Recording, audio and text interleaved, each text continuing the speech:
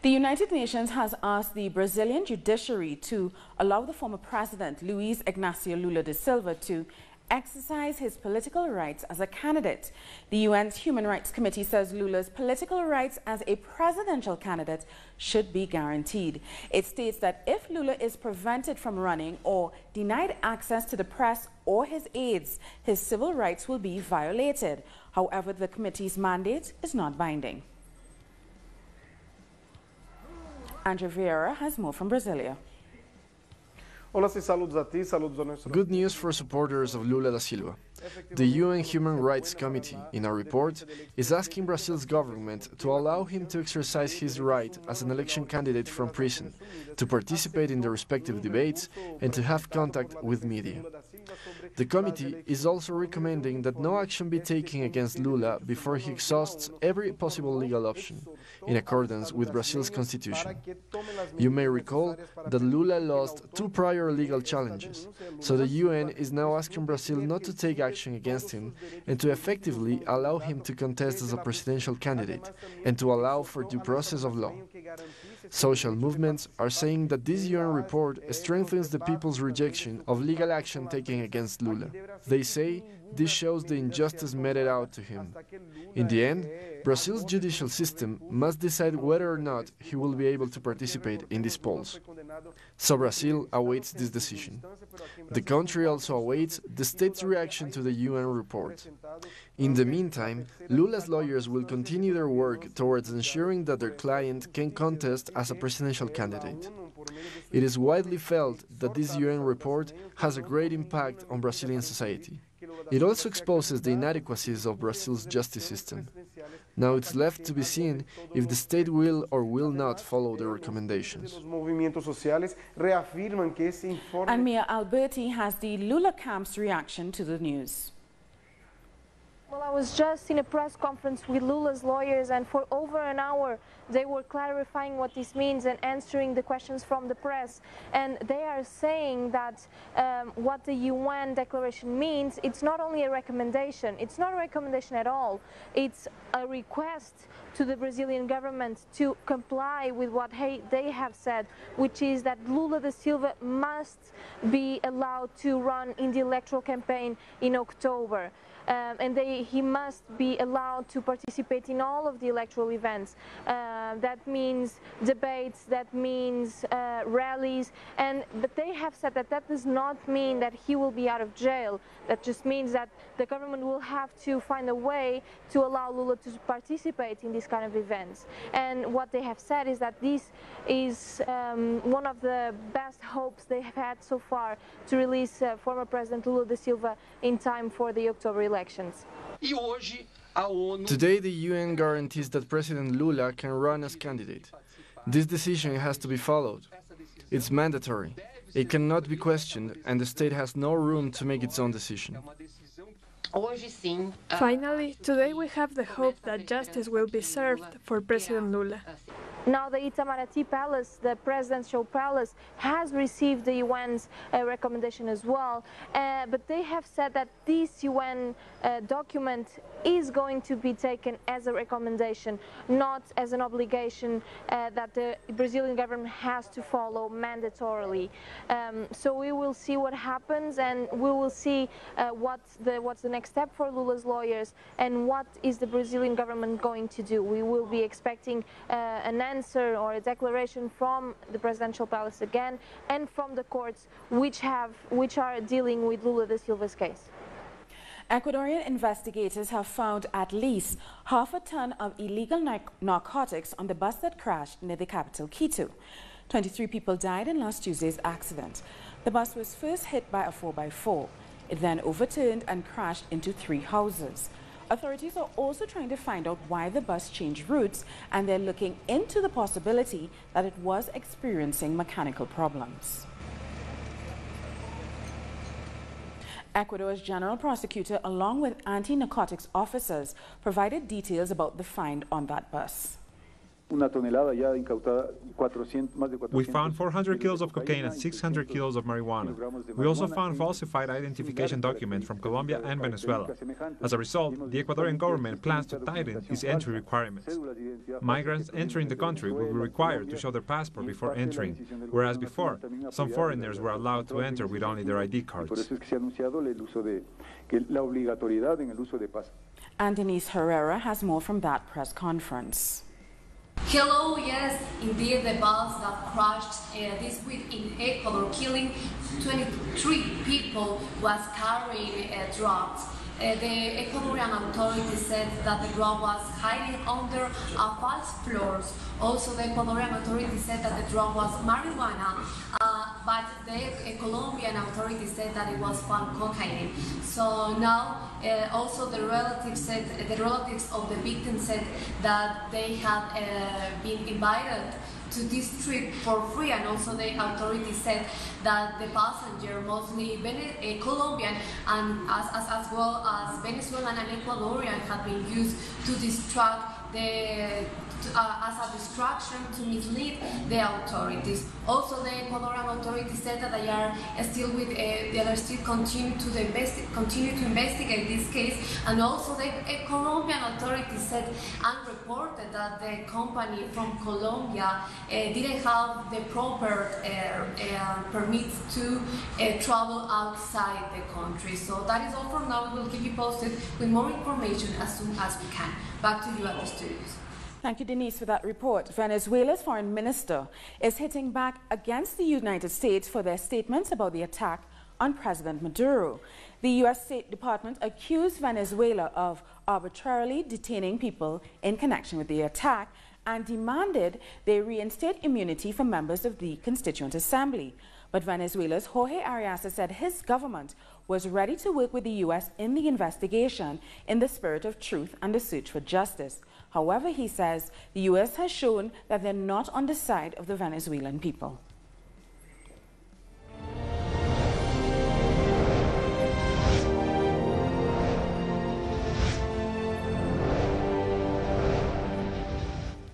And now we continue with our special series on the assassination attempt. Here's part 2 of Venezuela in the crosshairs. One of the drones used in the attack hit this building. The debris has been cleared. No one was injured, but there was damage to the building. Residents didn't understand what was going on at the time, but they had their suspicions. After the first explosion, I got to the balcony and I saw a suspicious person that came and went. I watched the building and I heard a strange noise. I went to the kitchen and I heard the second explosion and it felt like the earthquake of '61. I was with my grandson and we had to evacuate because we saw that the apartment where the drone crashed caught on fire. According to investigators, those who piloted the drones practiced in Colombia. Officials confirm some of those involved live abroad, in Colombia, Peru, and the United States. There are arrest warrants out for them. According to the Venezuelan government, Osman Delgado Tabowski is the mastermind, but they say that there isn't enough evidence to prove it. Meanwhile, despite President Maduro's difference with the U.S. government, he is willing to allow the FBI to participate in the investigation. I ask that all the process of investigation and trial for the assassination attempt to be publicly known, so every Venezuelan citizen will know, and open a transparent trial. According to the sociologist Luis Rivero, transparency is what some countries are missing. We talked with him during his commute. It is worrying and unheard of that the government of Colombia and the United States have kept quiet before this. This shows their lack of knowledge of an event of this magnitude. There is the evidence of the assassination attempt, and what these governments should do is to apprehend the suspects and extradite them. According to this researcher, there are books, leaked files, and proven investigations which have shown that throughout history, the United States has always had an unfriendly policy toward Latin America. The United States has always been involved in assassination attempts in Latin America. They are not interested in evidence. They are interested in convincing people through the media that this case is fake and made up by President Maduro himself. They want to position the United States in Latin America. The Venezuelan government has also criticized mainstream media of the coverage of the attack. Time now for a break, but we'll have more news after this short video from the team in multimedia.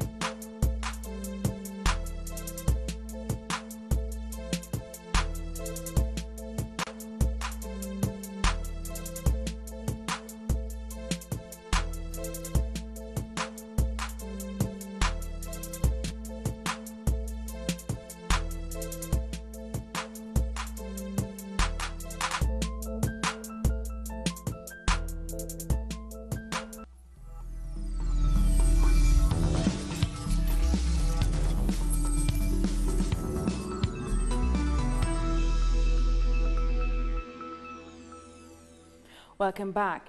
U.S. Defense Secretary James Mattis is meeting with Colombian President Ivan Duque.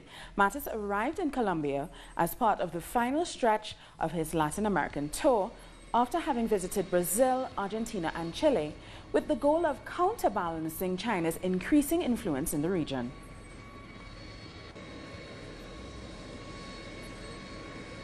Our correspondent Tatiana Portelia has more. El secretario de Defensa de Estados Unidos, James Mattis, The United States Defense Secretary Jim Mattis is in Colombia to meet with President Ivan Duque. It is expected that they will discuss Colombia's relationship with the United States, the relationship China-Russia, and of course the relationship with Venezuela. The Secretary of Defense may also meet with Vice Minister and with the different ministers appointed by the President Ivan Duque. Mattis is also expected to meet with the Minister of Defense, Guillermo Botero, and with the military to talk about the implementation of the peace agreement and of course the anti-drug policy, a main issue in the relationship between Colombia and the United States. Con el ministro de Defensa Guillermo Botero y con las diferentes cúpulas militar. Social organizations, peace activists and religious leaders have met to discuss the murders of social leaders in Colombia.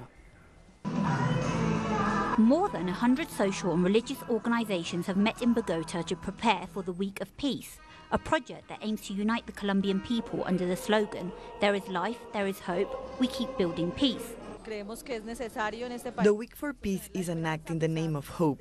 We believe that it's necessary to have hope despite the murders, persecutions, and the efforts to destroy peace. We think it is important to comply with the peace agreement signed with the FARC, especially the chapter regarding ethnic groups, indigenous and Afro-descendant communities.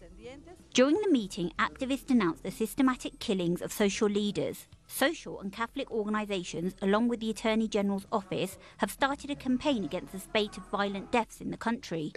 The Week for Peace is an act in the name of hope. We believe that it's necessary to have hope despite the murders, persecutions and the efforts to destroy peace. We think it is important to comply with the peace agreement signed with the FARC, especially the chapter regarding ethnic groups, indigenous and Afro-descendants. Activists are also denouncing the corruption in the judiciary, which according to them has increased since the peace accords were signed.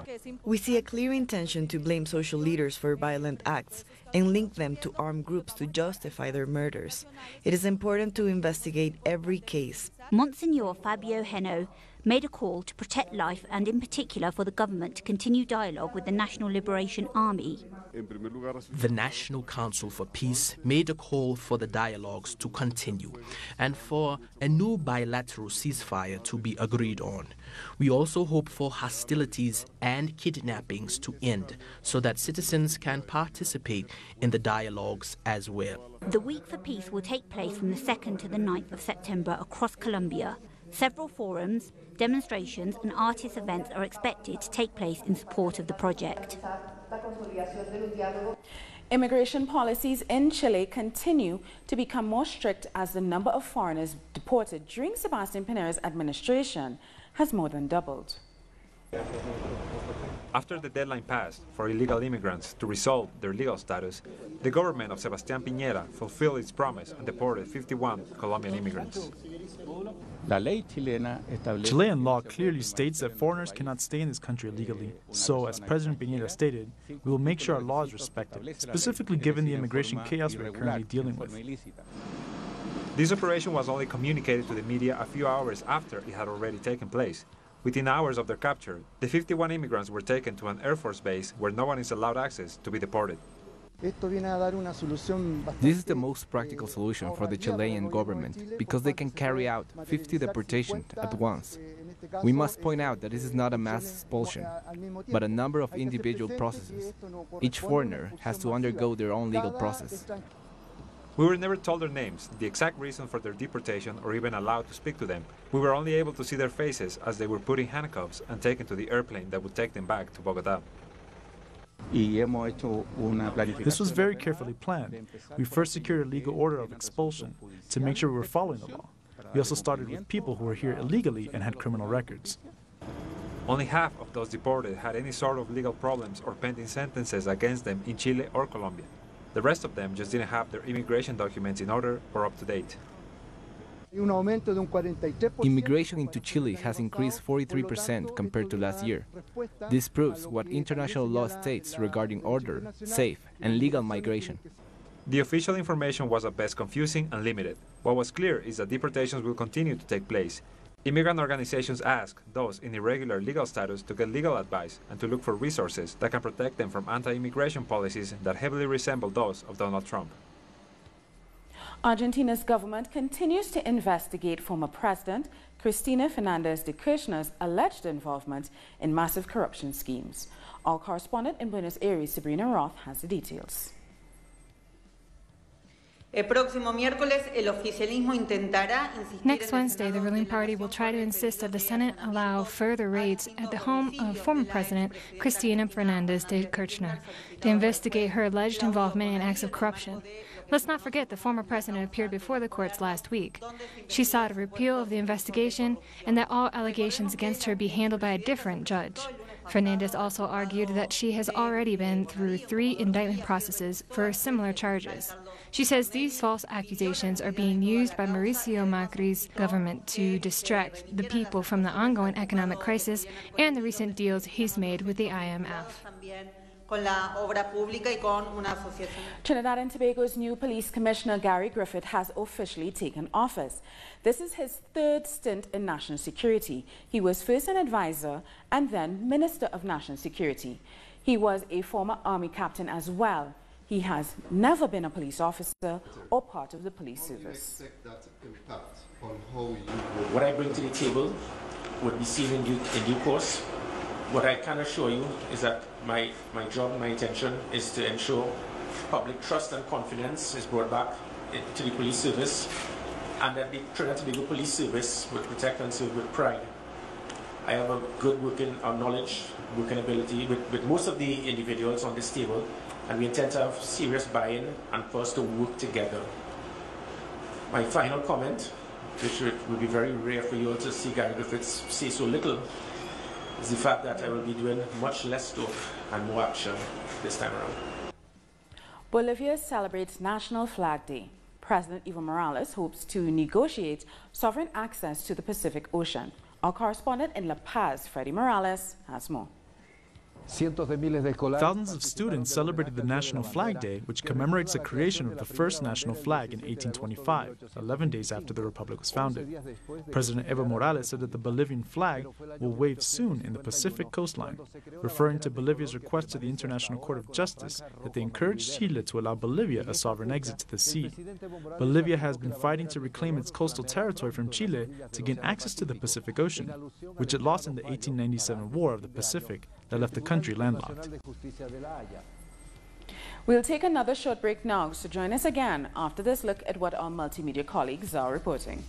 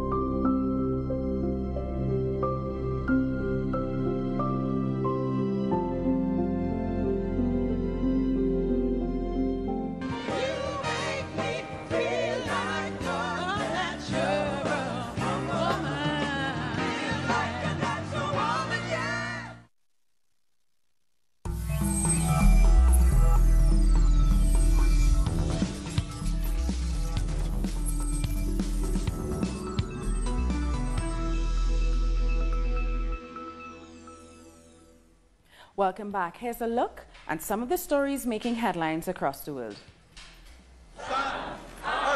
Could China's military be preparing to strike the United States? It's what the Pentagon believes, according to a report. The report to Congress states that China is increasing its military capability with an estimated budget of $190 billion.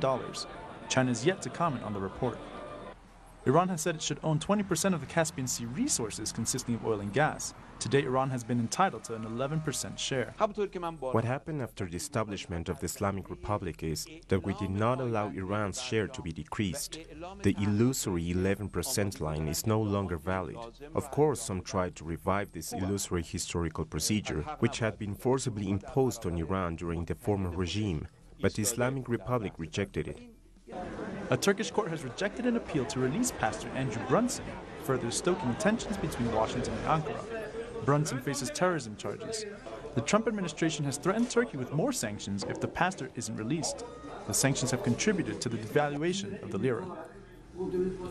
The exhibition Queer Museo is reopening in Brazil after closing over a year ago. The art show closed after ultra-conservative groups said it advocated for pedophilia, zoophilia, and blasphemy, but artists have criticized the censorship. They say this exhibition, which deals with issues of identity, would never show in a traditional museum.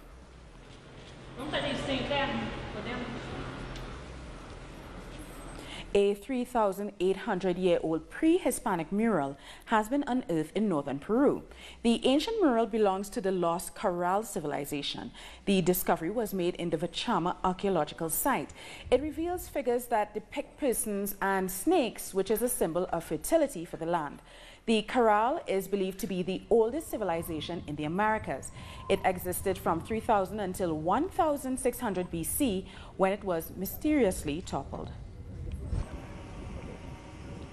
And Mexican culture is being showcased at Brussels' world-famous flower carpet. The spectacle is made of 500,000 blossoms and is 1,800 square meters long. It is on the central square of Belgium's capital. The show of color pays tribute to Mexico, the Mexican region of Guanajuato. The design, created by the Mexican artist Rue, is surrounded by illustrations of the country's fauna and flora and different Aztec symbols. The flower carpet attracts thousands of visitors. It will remain at Brussels' Grand Palace until Sunday. And don't forget to tune in on Sunday, August 19th. Palestinian teen activist Ahed Tamimi sits down exclusively with the Tell Us Your correspondent Sergio Rodrigo. Hear the thoughts and aspirations from this heroic symbol of resistance. Tell Us Your goes one-on-one with the 17-year-old protest icon at her home in Palestine following her release from prison. Tune in Sunday at 8 p.m. Caracas time, 7 p.m. Kingston time, and 5 p.m. Los Angeles time.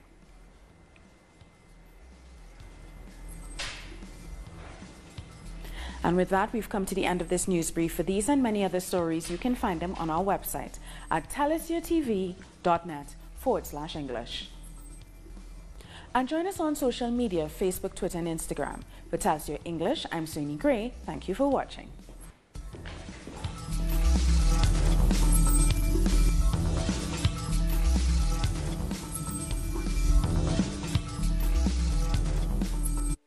This Sunday,